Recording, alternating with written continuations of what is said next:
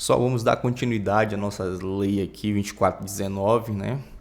Vamos finalmente encerrar a leitura e o comentário dessa legislação e trazer alguns pontos que eu acho que ficaram aqui confusos, né? De um artigo com outro artigo que realmente pode deixar o candidato aí confuso, né? Na verdade, acredito que passou batido ali quando foram elaborar a legislação, elaborar a lei. Bacana? Mas antes, gostaria de pedir o like de vocês, a inscrição no canal e vamos aqui comentar a nossa lei. Bacana? Vou aqui projetar minha tela aqui para vocês. Então vamos lá, galera. Hoje nós iremos falar do Conselho Fiscal, tá? O Conselho Fiscal ele tem a sua composição, tá? O Conselho Fiscal ele é integrado por um representante do Poder Executivo, de um representante do Poder Legislativo, 2 representantes dos servidores, né, ativos, coloquei servidores 2 vezes aqui, e um representante dos aposentados e pensionistas. Então nós temos aí no total 5 membros, né? 5 membros aí do Conselho Fiscal, que são os conselheiros. Quem vai ser o presidente desse Conselho Fiscal? Vai ser alguém daqui, ó, dos servidores ativos, que será designados aí pelo chefe do Poder Executivo. Beleza?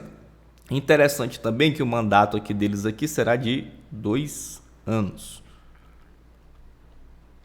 É admitida a recondução? Sim. E aqui que está o problema, né?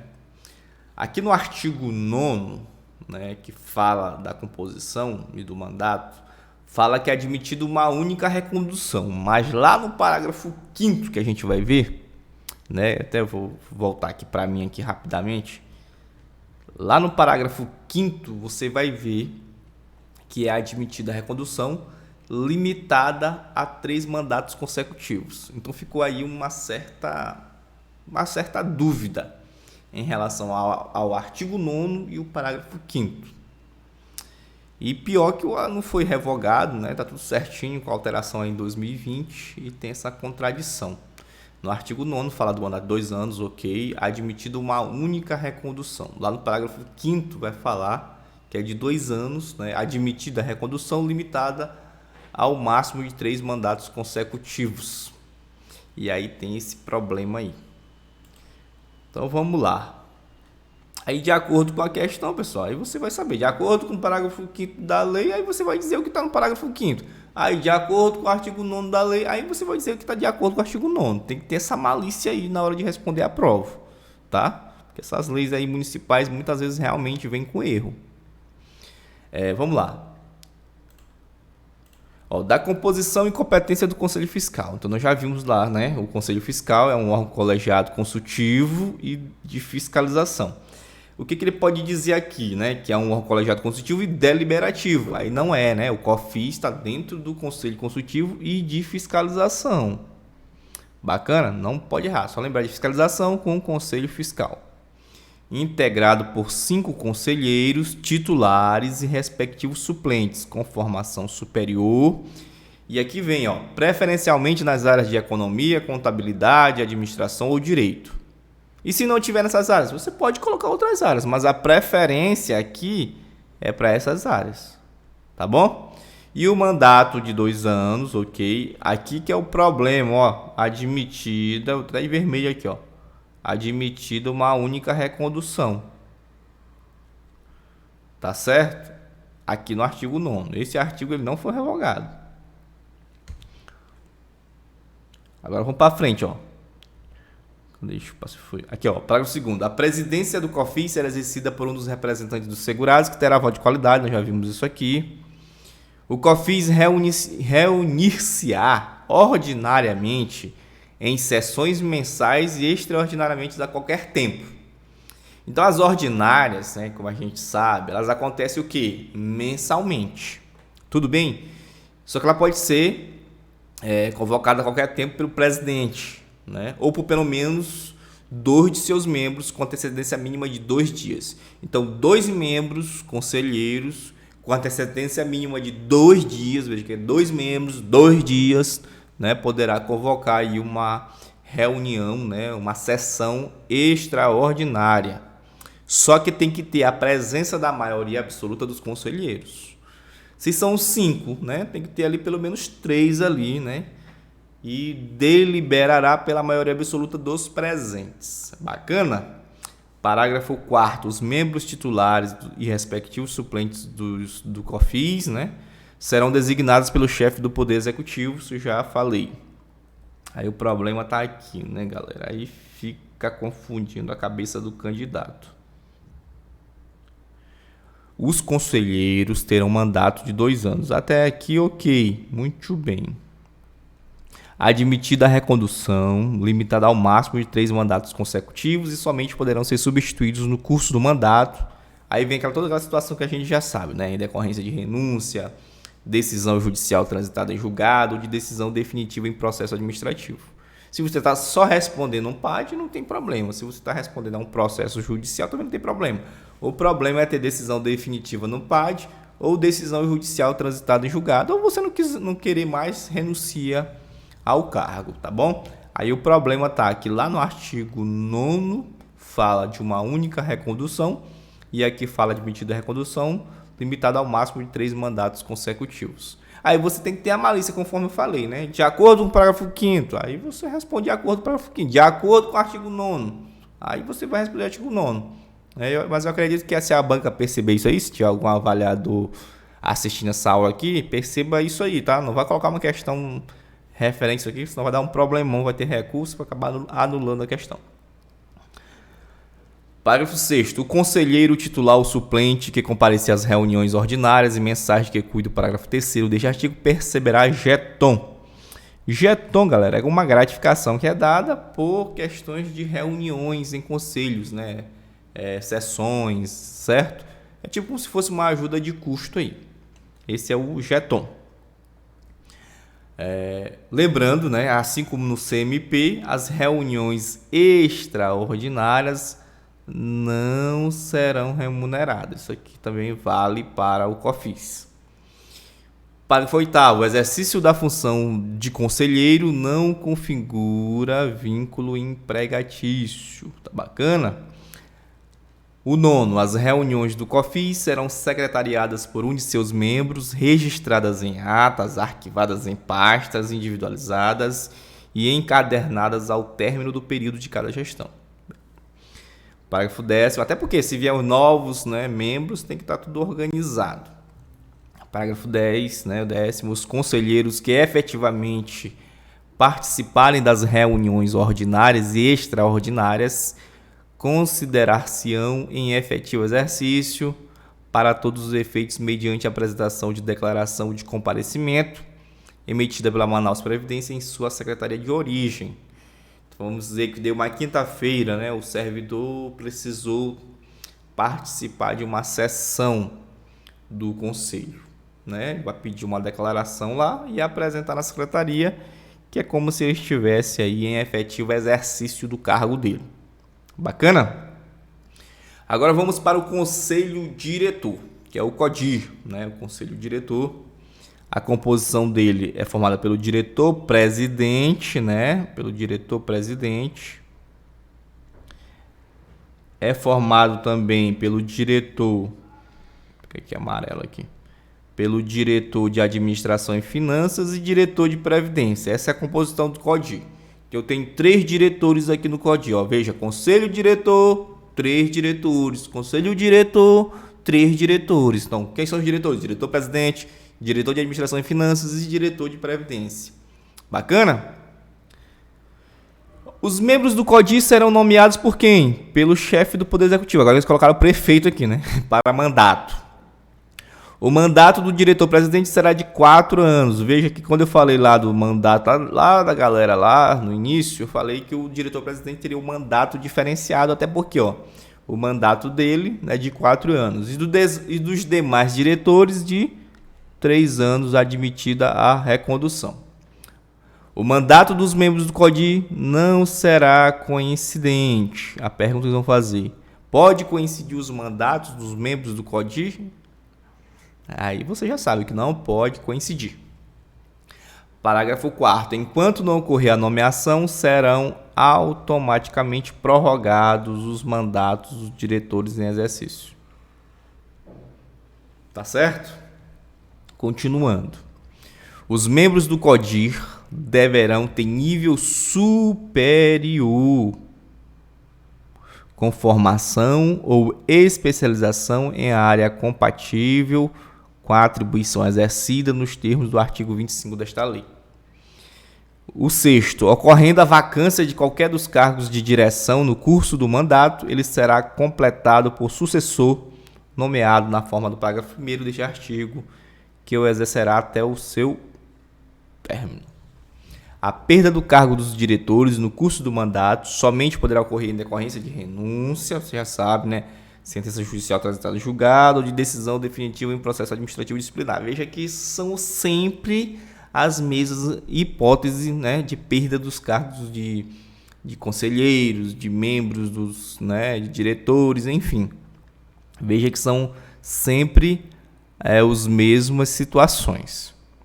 O oitavo aqui, parágrafo 8º, será considerada justa causa para a perda do cargo a inobservância por qualquer um dos diretores dos deveres e proibições funcionais, bem como a comprovada prática de atos de improbidade administrativa ou de crime contra a administração pública durante a vigência do mandato, observados os procedimentos elencados no artigo 7º deste artigo, do parágrafo 7º do artigo.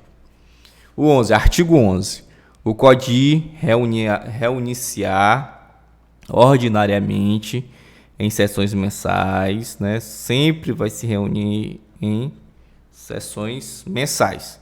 Aí vem aquela velha situação, ou extraordinariamente, a qualquer tempo, quando necessário, ou quando convocado por qualquer de seus membros, observando que. Então aqui, pessoal, não vai precisar o presidente convocar, ou que tantos membros convoquem, até porque são apenas 3, então qualquer um dos membros pode convocar, ok? Observando que suas sessões ordinárias e extraordinárias não serão remuneradas. Interessante isso aqui, o cara já é diretor-presidente, já tem uma boa remuneração, e para ele se reunir no CODIR, tem que pagar jeton para ele, aí seria um absurdo, né? Contará com o apoio da chefia de gabinete, que ficará responsável pelas convocações, pauta, registro, lavratura, organização das atas e redação de suas decisões e resoluções. Agora vamos à procuradoria, né? Tem cargo também neste concurso para procurador autárquico, cargo excelente, né? Diga-se de passagem. Artigo 12. A procuradoria compete à representação judicial, extrajudicial, consultoria e assessoramento jurídico de Manaus Previdência, assim como a apuração da liquidez e certeza dos créditos de qualquer de natureza, inerentes às suas atividades, inscrevendo-os em dívida ativa para fins de cobrança administrativa ou judicial.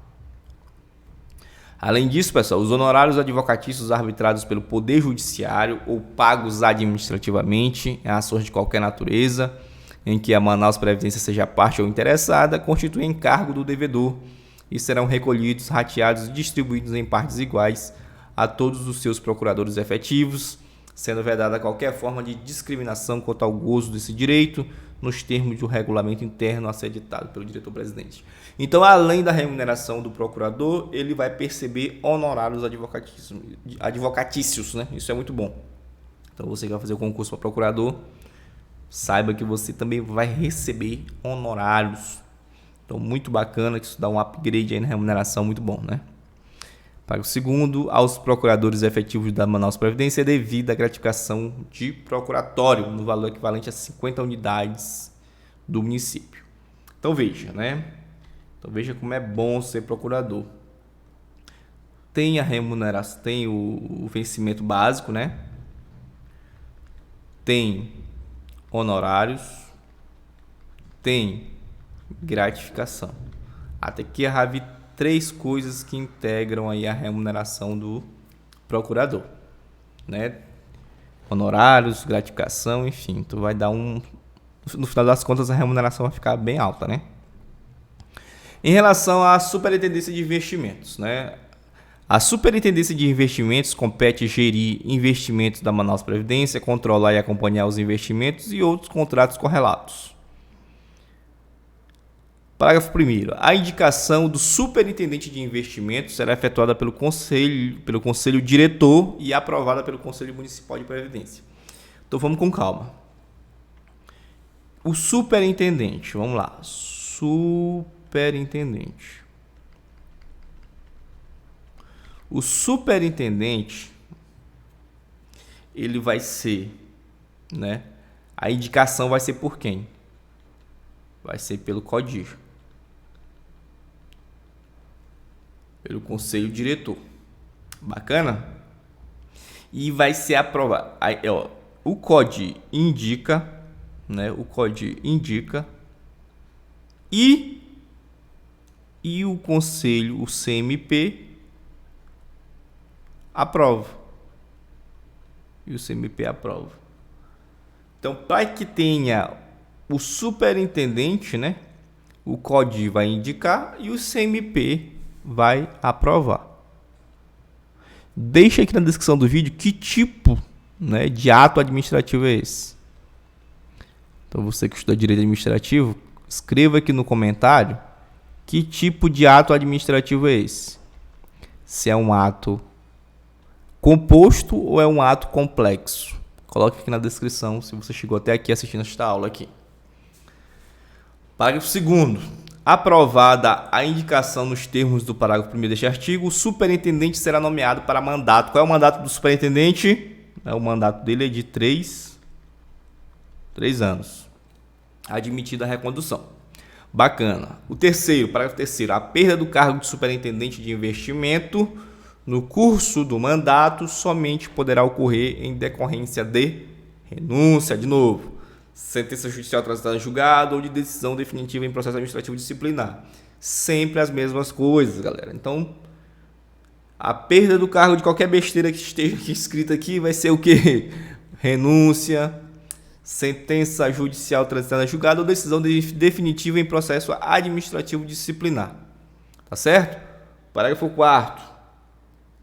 Será considerada justa causa para a perda de cargo a inobservância dos deveres e proibições funcionais, bem como a comprovada prática de ato de improbidade administrativa ou crime contra a administração pública durante a vigência do mandato, né? Então, a mesma coisa lá que a gente viu anteriormente. Agora vamos para o Comitê de Investimentos, que é o COMIV, tá certo? O Comitê de Investimentos, né? Cabe a ele examinar e deliberar sobre propostas de investimentos, desinvestimentos e redirecionamento de recursos, além de acompanhar e avaliar o desempenho dos investimentos realizados, com base em relatórios elaborados pela Superintendência de Investimentos. Então, a Superintendência faz seus relatórios lá, o comitê analisa, né, e vai deliberar sobre se é bom injetar mais dinheiro ali, investir mais, se precisa tirar dinheiro dali e desinvestir, então, ou realocar recursos para outro lugar. Então, com base nesses relatórios elaborados pela Superintendência de Investimento. A composição, né? A composição do comitê, né? Vai ter o superintendente de investimento, que este cara aqui vai ser o presidente, né? Um representante do MP, um representante do COFINS. Esses caras aqui, eles vão ser escolhidos pelos seus membros, né? Pelos seus membros lá do conselho, tá certo? E 4 servidores efetivos vinculados ao RPPS, que serão indicados pelo CODIR e aprovados pelo CMP. Bacana? Bacana, mesma coisa que aqui do superintendente de investimento, né? Ele é o quê? Ele é indicado, né, pelo conselho diretor e também aprovado pelo CMP, também o superintendente. Assim também os servidores efetivos, os 4 servidores efetivos. E aqui vai ser escolhido, né, entre os membros de cada conselho deste aqui. Bacana? Os atuais integrantes da COMIV serão reconduzidos e terão um mandato de 2 anos, tá? De 2 anos, admitida uma única recondução. Será exigido que os integrantes da COMIV tenham sido aprovados em exame de certificação organizada por entidade autônoma de reconhecida capacidade técnica e difusão no mercado brasileiro de capitais. Os integrantes do COMIV terão prazo de 6 meses contados da aprovação pelo CMP para obter a certificação. Então, o CMP aprovou ali e terão 6 meses para correr atrás da certificação. O substituto eventual do superintendente de investimentos presidirá o COMIV desde que ele tenha a certificação mínima que se refere ao parágrafo 2º, que a gente acabou de ler aqui, né? Bacana. O regulamento específico definirá as normas de organização e atuação do COMIV. Os integrantes do COMIV que efetivamente participarem das reuniões considerar-se-ão efetivo exercício, que nós já vimos, né, para todos os efeitos mediante a apresentação de declaração de comparecimento emitida pela Manaus Previdência em sua secretaria de origem. Então muitas coisas ficam se repetindo, né? Aí fica até fácil de memorizar. 16. O COMIV reuniciar, sempre tem dificuldade de ler essa palavra aqui, reuniciar em sessões ordinárias quinzenais ou extraordinárias a qualquer tempo, quando convocadas pelo seu presidente, ou por solicitação de, no mínimo, 3 membros, né, observados o que se segue. Seus membros perceberão jeton quinzenal de 5 unidades fiscais do município, condicionado ao pagamento e efetiva participação das reuniões ordinárias quinzenais. As reuniões extraordinárias não serão remuneradas. Veja que a gente está vendo que, independente, né, do conselho, independente de qualquer coisa, sempre as extraordinárias não serão remuneradas, tá? Inciso 3º. Suas reuniões serão secretariadas por um de seus membros, registradas em atas, arquivadas em pastas individualizadas e encadernadas ao término do período de cada gestão. No parágrafo único, o jeton de que trata o inciso 1 do caput deste artigo será apurado no fim de cada mês. Agora vamos para a auditoria interna, né? A auditoria interna compete o quê? A realização de auditorias e elaboração dos respectivos relatórios, pareceres e estudos, além de acompanhar, fiscalizar e avaliar a gestão administrativa, previdenciária, financeira, contábil, patrimonial e de recursos humanos da Manaus Prev, atuando ainda como agente de conformidade. O parágrafo único diz o seguinte: o cargo em comissão de auditor-chefe deverá ser provido por servidor titular. Isso aqui é importantíssimo, que pode cair na prova. Então, auditor-chefe só pode ser auditor-chefe quem for servidor titular de cargo efetivo do município de Manaus. Tá certo? Então, preste atenção nesse parágrafo único aqui. Cuja nomeação dependerá de prévia aprovação no Conselho Municipal de Previdência. Das atribuições dos dirigentes, né? Vamos começar com o diretor-presidente. As atribuições dele. Isso aqui é a mera leitura. Você lê várias vezes aí, tá? Para você memorizar alguns aspectos. Quais são as atribuições do diretor-presidente? Primeiro, representar a Manaus Prev, coordenar as diretorias da instituição, presidindo as reuniões do CODI, nas quais tem voz e voto, inclusive de qualidade.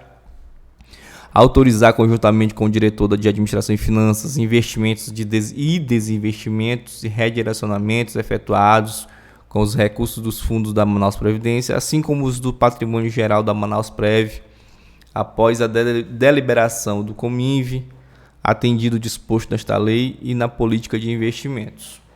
Praticar conjuntamente com o diretor de administração e finanças os atos relativos à promoção, ao licenciamento e à punição de pessoal, assim como atos de cessão e disposição de servidores da Manaus Prev, desde que autorizada pelo CMP e com ônus para o órgão cessionário. Praticar conjuntamente com o diretor de administração e finanças os atos relativos às atividades administrativas que envolvam contratações e dispêndio de recursos, conforme o limite de alçada definido em regulamento.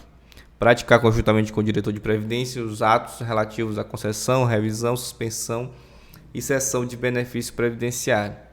Exercer outras atribuições previstas nesta lei e no regimento interno. Agora vamos ver as atribuições do diretor de administração e finanças, né? São atribuições do diretor de administração e finanças o desenvolvimento de ações concernentes aos recursos humanos, à informática, ao planejamento de atividades administrativas, aos serviços, inclusive quando prestados por terceiros, né, conforme disposto em regulamento. Integrará a diretoria de administração e finanças à gerência de área de administração e finanças. Veja o seguinte, que a parte da administração e finanças ela é mais uma parte de atividade meio, né? Agora vamos ver o diretor de previdência. Esse aqui ele já tem um foco lá no resultado lá, que é a questão de benefícios, né, serviços do regime próprio de previdência social da Manausprev, né? Vamos lá. São atribuições do diretor de previdência gerir, supervisionar e controlar a área de previdenciária conforme disposto em regulamento. Integrará a diretoria de previdência e gerência de área de previdência, né? Artigo 21. Nos termos da legislação previdenciária municipal, o diretor de previdência deverá acompanhar o cronograma da folha de pagamento do município. O diretor de previdência deverá apresentar para a deliberação do CODI, no mês de dezembro de cada exercício, o calendário de pagamento dos benefícios previdenciários de aposentadorias e pensões do exercício subsequente. Uma vez aprovado pelo CODI, ato do diretor-presidente dará publicidade ao calendário de pagamento de benefícios. Agora vamos para o regime de pessoal. Cadê? Regime pessoal. O quadro de pessoal da Manausprev é composto, tá? Pessoal, é muito simples a questão do regime de pessoal. O regime de pessoal ele é composto, né, de servidores públicos efetivos, né, que são os servidores autárquicos, né, e cargos em comissão de livre nomeação e exoneração. Basicamente o que está previsto aí nos estatutos de servidores Brasil afora, tá certo? Então não tem muito assim o que discutir isso aqui a não ser ler os artigos aqui com vocês. Vamos lá. O quadro de pessoal da Manausprev é composto por cargos públicos, ok. Para provimento de caráter efetivo, por meio de concurso público, de provas ou provas e títulos, e em comissão, que é de livre nomeação e exoneração. Aí na forma do anexo, você vai verificar o anexo desta lei, tá bom? Ficam criados, né, 11 cargos efetivos, sendo 2 de nível superior, que é o analista previdenciário, especialidade administrativa, 1 de nível superior, analista previdenciário, especialidade de psicologia, 2 de nível superior, analista previdenciário, especialidade auditoria, e 6 de nível médio, né, técnico previdenciário, especialidade administrativa, que acompanha o anexo 1 desta lei. O nível, a nomenclatura, a especialidade, a quantidade, a descrição das atribuições e a remuneração dos cargos de provimento efetivo da Manaus Previdência são estabelecidos nos anexos aqui desta lei. A nomenclatura, a quantidade, a simbologia e a remuneração dos cargos e provimentos em comissão também está aqui no anexo. As funções gratificadas previdenciárias serão exercidas exclusivamente por servidores efetivos. Então, função gratificada, que é importante, tá? Função gratificada apenas por servidores efetivos. Os servidores... Passou muito. Os servidores efetivos nos cargos de provimento efetivo serão denominados servidores autárquicos, como eu já havia falado. Parágrafo 6º, né, os servidores da Manausprev serão regidos pelo Estatuto dos Servidores Públicos do município de Manaus ou por legislação específica do plano de carreiras. Então, o Estatuto dos Servidores Públicos do município de Manaus se aplica aos servidores autárquicos, beleza? O diretor de Previdência e diretor de Administração e Finanças serão indicados pelo diretor-presidente da Manaus Previdência e nomeados por ato do chefe do Poder Executivo. Então, quem indica o diretor de Previdência e o diretor de Administração e Finanças é o diretor-presidente da Manaus Previdência. E quem nomeia? O prefeito, né? O chefe do Poder Executivo. O diretor-presidente tem prerrogativas, subsídios e responsabilidades de secretário municipal. E os diretores de Administração e Finanças e Previdência têm prerrogativas de subsídios e responsabilidade de subsecretário municipal. Então, se equipara, né? O diretor-presidente, ele é o comparado aí como secretário. E o diretor, né? Diretores de Administração e Finanças e de Previdência têm prerrogativa de subsecretários. É como se... Fica aí o tripé, né? Diretor-presidente, diretor de Administração e Finanças e diretor de Previdência. Esse cara é como se fosse secretário e esses caras aqui como se fossem subsecretários. que aqui, por exemplo, na minha cidade, chama de secretário adjunto, né? São requisitos para o exercício dos cargos em comissão de diretor-presidente, diretor de administração e finanças, diretor de previdência e superintendente de investimentos. Tem que ter experiência nas áreas previdenciária, financeira, administrativa, contábil, jurídica, de fiscalização ou de auditoria. Não ter sofrido condenação criminal transitada em julgado, condenação judicial por ato de probidade administrativa, penalidade administrativa transitada em julgado. Tem que ter nível superior, tá? O superintendente de investimento deve ter certificação profissional, conforme estabelecido, passei muito, né, no regime interno, e sua nomeação dependerá de prévia aprovação do CMP, né, do Conselho Municipal de Previdência. A recomposição salarial dos servidores efetivos da Manaus-Prev será fixada por meio de índice, a ser definido em lei específica. Demais disposições relativas ao plano de carreiras dos servidores da Manaus Previdência serão instituídas por lei específica. Até a implantação do plano de carreiras que se refere para o deste artigo, os vencimentos dos cargos efetivos serão previstos nesta lei.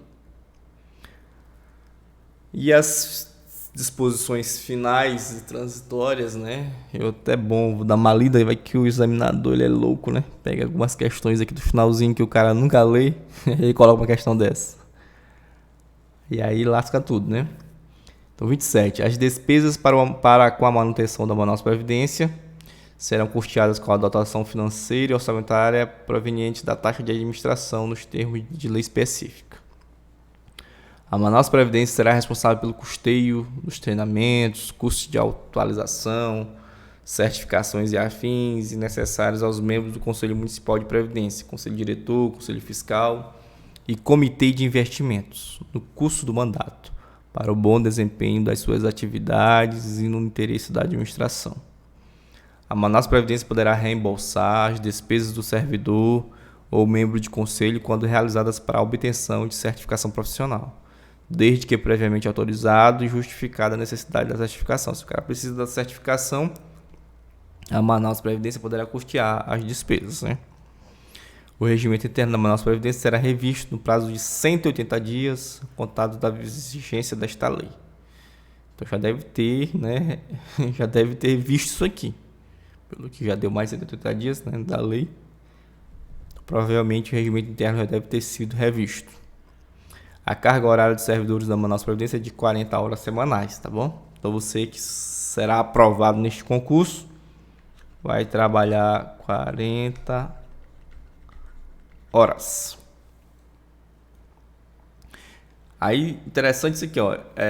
Cadê? Excetuam-se do caput o titular de cargo de procurador, que está sujeito nos termos do artigo 20 da lei. Essa lei aqui é o Estatuto da Advocacia, que diz que o advogado empregado tem que trabalhar 20 horas semanais e 4 horas diárias. Claro que se houver convenção, acordo entre eles lá, pode ser que aumente. Então ele vai estar baseado no Estatuto da Advocacia. Os servidores que exerçam profissão regulamentada ou estejam sujeitos à jornada de trabalho especial subordinam-se ao estabelecido na respectiva legislação. O cumprimento de carga horária prevista no caput deste artigo poderá ser flexibilizado mediante a utilização de banco de horas, jornada ininterrupta, nos termos de regulamento específico editado pelo diretor-presidente. Então, veja que tem essa flexibilização, né, de banco de horas, muito bacana isso aqui, uma boa iniciativa aqui da autarquia, né? Observada a conveniência e oportunidade para o serviço da entidade. Galera, finalmente, né, galera? Finalmente nós encerramos esta lei.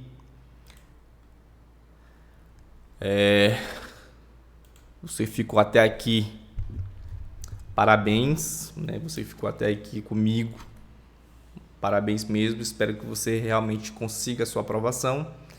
Talvez eu faça mais um vídeo fazendo algumas questões da lei, tá? Para a gente partir para outras ideias aqui. Tá bom, galera? Eu espero que você tenha gostado. Se gostou aí, deixa o like, inscreva-se em nosso canal e até a próxima videoaula aqui do nosso canal. E tchau, tchau, tchau, tchau, tchau.